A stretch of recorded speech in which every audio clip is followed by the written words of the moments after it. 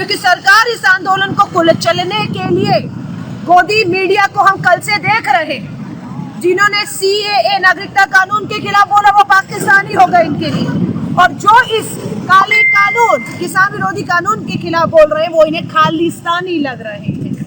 दिल्ली के इस समय संत निरंकारी स्पोर्ट्स ग्राउंड में खड़ी आप मेरे पीछे देख सकते हैं। बहुत बड़ा मैदान है ये मैदान।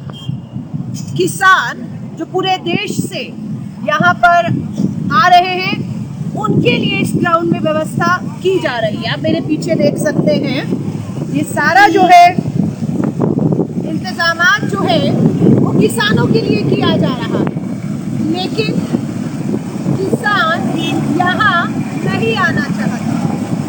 किसान यहाँ नहीं आना चाहता क्योंकि उसकी मांग है उसे रामलीला मैदान या जंतर मंतर जाने की इजाजत दी जाए।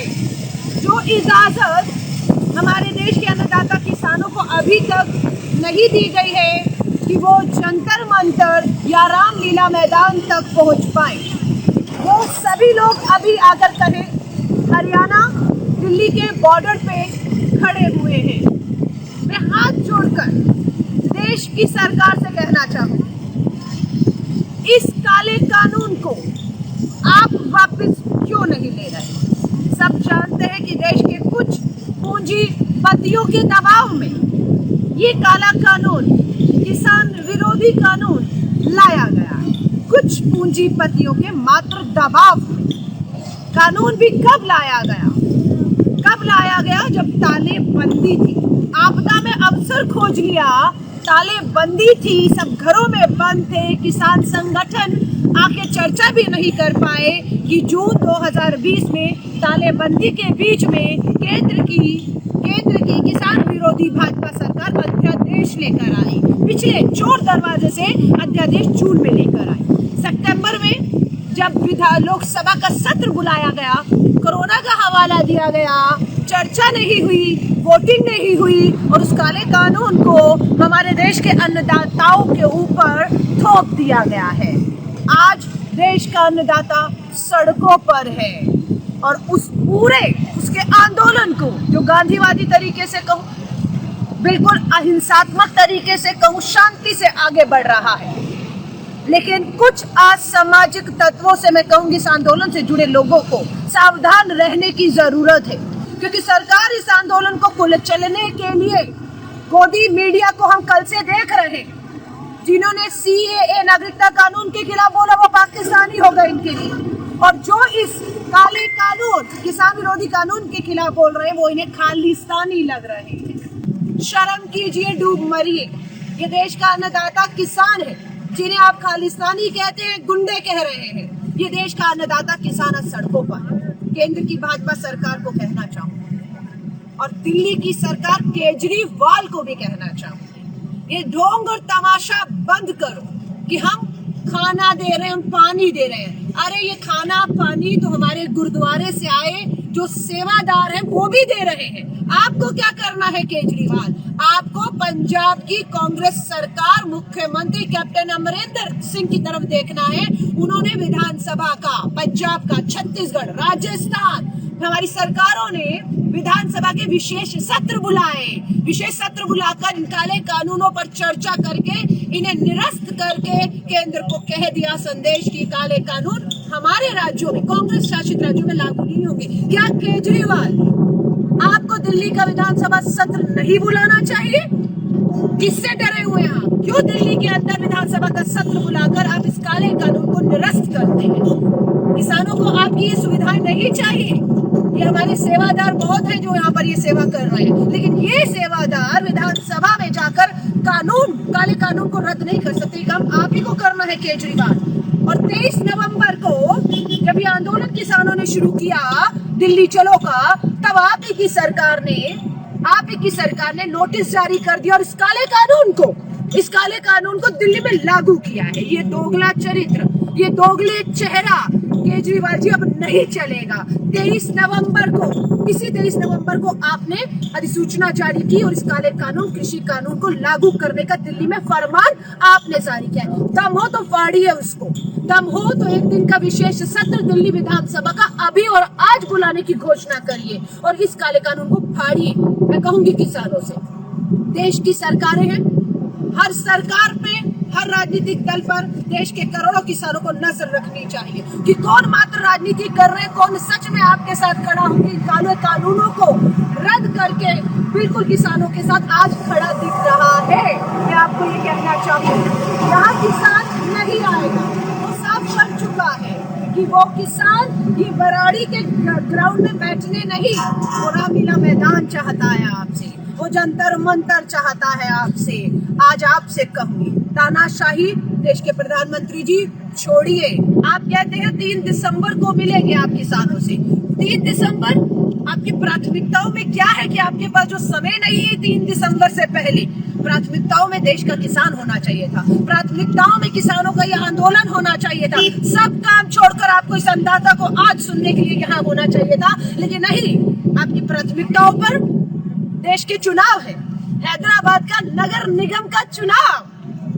देश के प्रधानमंत्री, गृह मंत्री, रक्षा मंत्री जाकर लड़वा रहे हैं हैदराबाद का नगर निगम का चुनाव। शर्म आती है, आपकी प्राथमिकताओं में मात्र चुनाव है। एक और बात साफ करना चाहती हूँ, कहा जा रहा है कि देश के किसान को यही कोरोना काल में आंदोलन की सूझी है। मैं आपसे पूछना चाहती हूँ, कोरोना तब नहीं था जब बिहार का चुनाव लड़ रहे थे, कोरोना तब नहीं था जब आप दिवाली का जश्न मना रहे थे, कोरोना तब नहीं था जब देश के प्रधानमंत्री, गृह मंत्री, रक्षा मंत्री भाजपा के मुख्यालय में नियम कानूनों की धज्जियां उड़ाते हुए, सोशल डिस्टेंसिंग की धज्जियां उड़ाते जश्न मना रहे थे। हम पूछना चाहते हैं, कोरोना काल तब नहीं था जब आपने तालेबंदी का इस्तेमाल करते हुए सब घरों में बंद थे, अधिसूचना लाकर आपने इस कानून को लाया?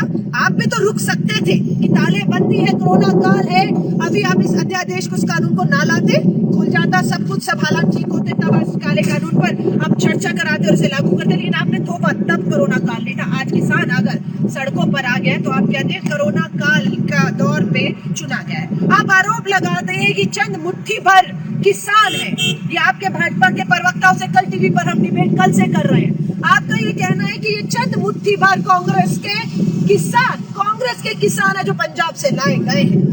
मैं आपसे कहना कहूँगी, आज ये आपको कांग्रेस का किसान लग रहा है, आज आपको ये खालिस्तान से आए हुए लोग लग रहे हैं, ये आपको आज आतंकी लग रहे हैं, आज गुंडे लग रहे हैं। यह गलतफहमी आपकी बहुत जल्दी दूर हो जाएगी, क्योंकि पूरे देश का किसान, चाहे वो मध्य प्रदेश हो, राजस्थान हो, छत्तीसगढ़ हो, आपके तमिलनाडु का किसान, हरियाणा, पंजाब का किसान दिल्ली की तरफ कूच कर चुका है। ये आपकी गलतफहमी बहुत जल्दी दूर होने वाली है। मैं आप सभी से कहूँगी, किसानों को लिए कहूंगी, आज पूरी कांग्रेस पार्टी हो, हमारी सरकारें हो, इस कानून के खिलाफ प्रस्ताव पास करके इसे निरस्त कर चुकी है, संदेश दे चुकी है। आज हम लोग इस ग्राउंड में आए हैं ये देखने के लिए कि कितना किसान इस ग्राउंड में आया हुआ है, लेकिन कोई भी किसान आपको यहाँ नहीं दिखेगा, क्योंकि उन्हें पता है कि ये वो ग्राउंड है जो दिल्ली के बिल्कुल दरवाजे पर है और आप इन्हें दिल्ली के अंदर, घर के अंदर घुसने नहीं देना चाहते। यहाँ पर वो बैठे रहे महीनों महीनों, आपको कोई फर्क नहीं पड़ेगा,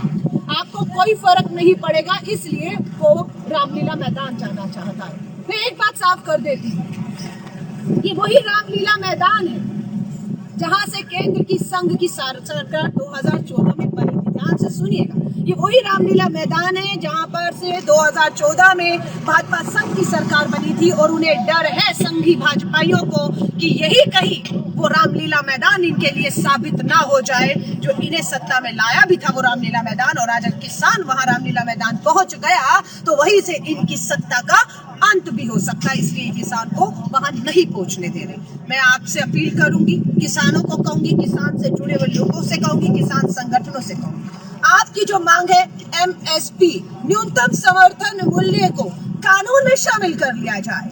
हम भी वही कह रहे हैं, आप भी वही कह रहे हैं। इसी बात को केंद्र की भाजपा सरकार मानने को कतई तैयार नहीं हो रही। अभी भी कहूंगी, मात्र एक लाइन जोड़ दीजिए कानून के अंदर, क्योंकि आपकी कथनी पर किसी को विश्वास नहीं है। कब आप सावरकर हो जाएंगे, कब आप माफी मांगकर पीछे हट जाएंगे? ये दोगली पंथियां आपकी आजादी के आंदोलन से आज तक देखी है, इसलिए संघ और मोदी जी आपकी जबान पे विश्वास नहीं। इसीलिए देश का किसान कानूनी रूप से लिखित में अपने कानूनों में न्यूनतम समर्थन मूल्य की आपसे मात्र एक मांग कर रहा है, जिसे आप मानने को तैयार नहीं। सारा किसान कह चुके आप वो कानून ले आइए, किसान अपने खेतों में वापस चला जाएगा। मत भूलिएगा प्रधानमंत्री नरेंद्र मोदी जी, इस तालेबंदी में जिन 80 करोड़ लोगों को आप मुफ्त राशन पहुंचाने का दावा कर रहे हैं आज, वो 80 करोड़ लोगों को राशन इन्हीं किसानों के, इन्हीं अन्नदाताओं के दम पर पहुंचा पा रहे हैं। आपको भूलना नहीं चाहिए, नहीं भूलना चाहिए। आज देश की पूरी अर्थव्यवस्था जीडीपी डूब चुकी है, लेकिन एक ही क्षेत्र है, वो है कृषि क्षेत्र। किसी किसान ने हमारी अर्थव्यवस्था, डूबती अर्थव्यवस्था को जो कहा है, एक तिनके का सहारा दिया हुआ है। हमारी अर्थव्यवस्था को अगर बचाया है किसी ने, तो इस देश के किसान ने बचाया। ये बात आपको भूलनी नहीं चाहिए। और अपनी गोदी मीडिया से गुमराह करने की कोशिश मत करवाइए कि ये खालिस्तानी है, ये गुंडे हैं, ये आतंकी हैं, ये अंतरराष्ट्रीय हाथों में खेल रहे हैं। और मैं कहूंगी किसान और जवान को, चाहे वो जवान सरहद में है, चाहे पुलिस की वर्दी में है, ये किसान है, इन्हें आपस में एक दूसरे से लड़वाने का काम मत कीजिएगा। क्योंकि कल हमने देखा है कि पुलिस और हमारे किसान, हमारे जवान और हमारे किसान किस तरीके से दोनों एक साथ थे। कहीं पानी पी रहे हैं एक साथ, कहीं खाना खा रहे हैं एक साथ, क्योंकि हमें मालूम है आज पुलिस भी अपनी एक ड्यूटी को कर रही है। लेकिन आप इस पुलिस को कतई भी मजबूर नहीं कर सकते कि हमारे किसानों पर ये लाठी चलाए। ये मजबूर आप नहीं कर सकते। और मुझे पूरी उम्मीद है कि हमारी पुलिस ऐसा कतई भी नहीं करेगी। पूरे अहिंसात्मक तरीके से, शांति से ये जो आंदोलन बढ़ रहा है, उसे हम यूं ही अंजाम तक लेकर जाएंगे। मांग एक है, एमएसपी न्यूनतम समर्थन मूल्य पर कानून लाया जाए, इन कानूनों को, काले कानूनों को वापस लिया जाए, किसानों को सुना जाए। हमारी बस यही मांग है। आज दिल्ली प्रदेश कांग्रेस कमेटी पूरी की पूरी यहाँ पर अपना पानी, खाना, टेंट व्यवस्था करके बुराड़ी के इस मैदान में हम कांग्रेस के कार्यकर्ता पूरी तरह से, राहुल गांधी जी पंजाब गए, किसानों के हित में काले कानून के खिलाफ ट्रैक्टर रैली की, उनके आदेश पर आज पूरी कांग्रेस के लोग यहाँ पर बैठे हुए किसानों का इंतजार कर रहे हैं। उनके लिए मेडिकल, खाना पीना, हर तरह की व्यवस्था कांग्रेस ने अपने दम पर की है। लेकिन किसान यहाँ नहीं आना चाहता है, किसान रामलीला मैदान पहुँचना चाहता है। और हमें है कि कांग्रेस की तरफ से हम निवेदन करते हैं कि भारत और दिल्ली की सरकार रामलीला मैदान में उनके जाने की, रहने, खाने, पीने, शौचालय और स्वास्थ्य सुविधाओं की पूरा इंतजामात करे, जब तक केंद्र की सरकार झुकती नहीं है, काले कानूनों को वापस नहीं लेती। मैं आप सभी से कहूंगी, इस वीडियो को शेयर करिएगा ताकि संदेश जाए कि भारत की राजधानी दिल्ली में ये जो मैदान बुराड़ी का आपको खाली दिख रहा है, वो मांग है कि रामलीला मैदान खोल दिया जाए। शांतिपूर्वक तरीके से किसान वहां बैठे और सत्ता में बैठे लोग उनसे बात करें, रास्ता निकालें, ये हम सब चाहते हैं।